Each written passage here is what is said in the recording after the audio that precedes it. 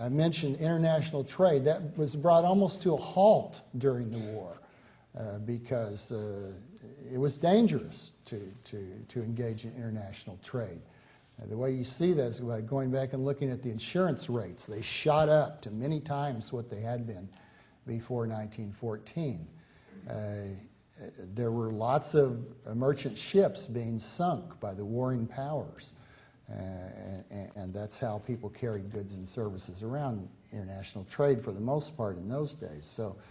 So trade was disrupted and reduced to a much lower level, and that in itself meant that the world was going to live at a lower level than it had before. But these governments didn't stop there. They conscripted millions of men to serve in the armed forces and took them away from productive employments and put them to work killing and destroying property.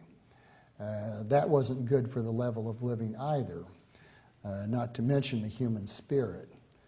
And eventually they all engaged in what came to be called in those days war socialism, which is to say the governments either nationalized economic activities outright and put government officials in charge of managing them, or they imposed such severe regulations on private firms that they were in effect unable to do much other than what the government wanted them to do.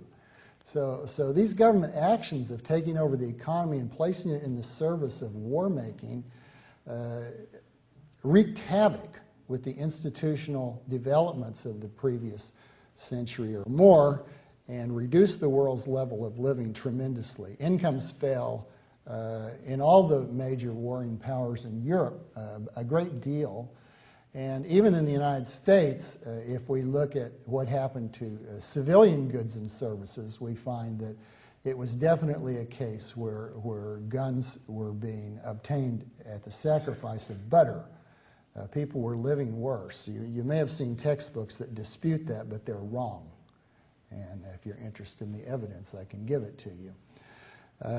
So war, as usual, was economically devastating, and in this case it was worse than that because it wrecked this wonderful institutional arrangement or set of arrangements that had so greatly facilitated progress.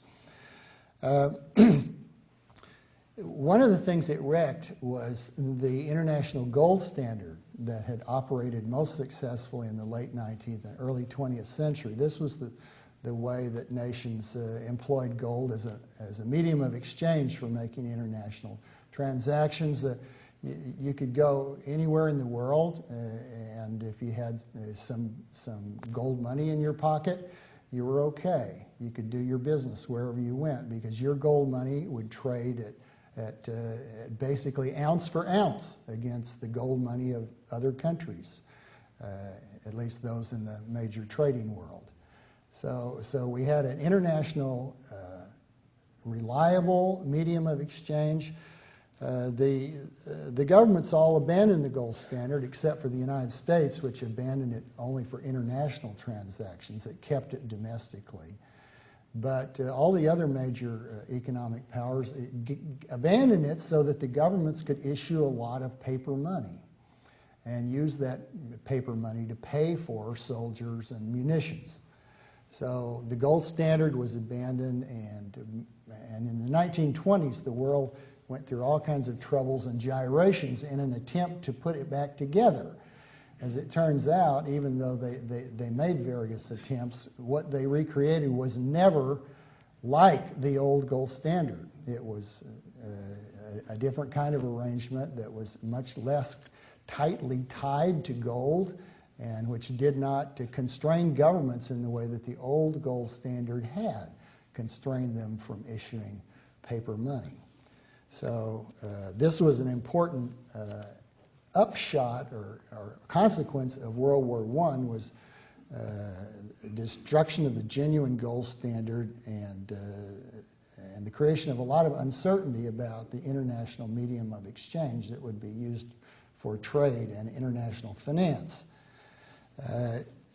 As part of the attempt to recreate the old gold standard, the Federal Reserve System in the United States which you may remember was only created in December 1913 and didn't get going really until late 1914, which is to say just in time for World War I, had been used during the war by the government to help the government finance its war expenditures. And so the Fed was immediately perverted from what was supposed to be its task, which was smoothing out the business cycle and getting rid of severe financial panics, and placed at the service of the federal government to help it finance its war. But afterwards, the Fed occupied itself in part in trying to help the British return to the gold standard. And one of the things it did in that process was to engage in several spurts of easy money. That is, using open market operations, the Fed purchase of U.S. government securities to drive up their price and drive down the rate of interest on them so that securities would be less enticing in the United States and money would not flow out of Great Britain to the United States, making it more difficult for the British to return to the gold standard. The British made things hard on themselves by selecting the wrong rate of exchange between an ounce of gold and the pound sterling. They put too high a pound price on the gold, and therefore they overpriced their exports and made life hard for their export industries, and the result was a lot of unemployment in those industries.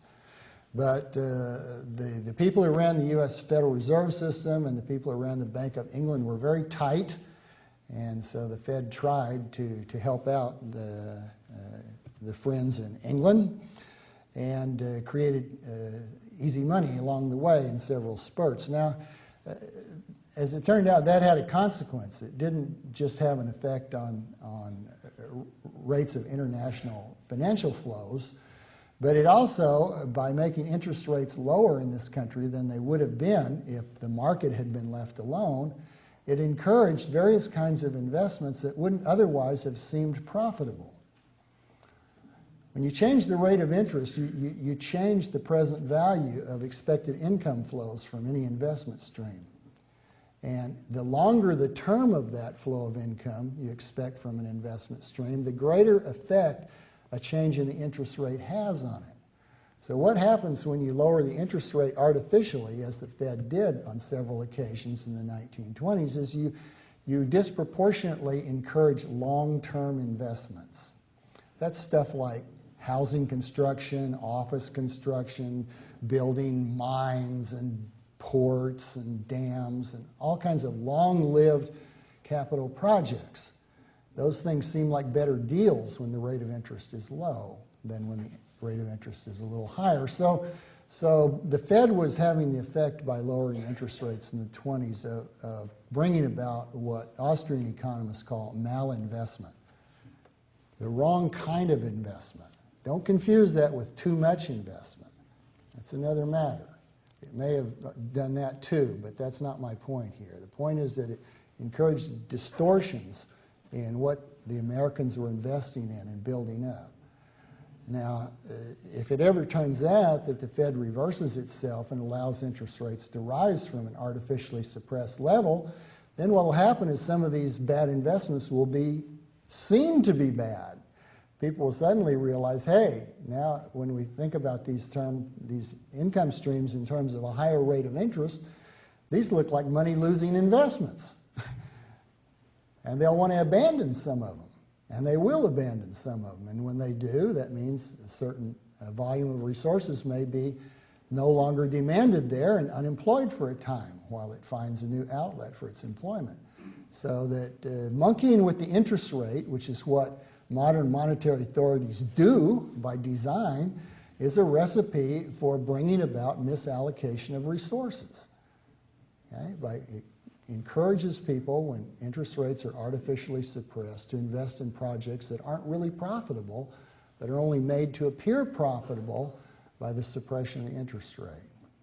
Well, later on, the Fed did change its mind, and that had important consequences because the Fed noticed that a lot of the new money that got created in this easy money episode was flowing into the stock market, driving up stock prices in what seemed to be irrational or unsustainable way, especially in 1927, 28. And so the Fed officials decided they need to act to reverse this reduction of interest rates they'd previously brought about, and they did. At which point we began to see the opposite. We began to see now with higher interest rates a lot of malinvestments revealed as malinvestments, people starting to go bankrupt, and so forth. It didn't all happen at once. It took a while because whenever you use monetary policy, there are lags in the way it works its way through the economy. It takes sometimes more than a year, or maybe 2 years on some occasions, for changes in monetary policy to work themselves through the economy and have their effects.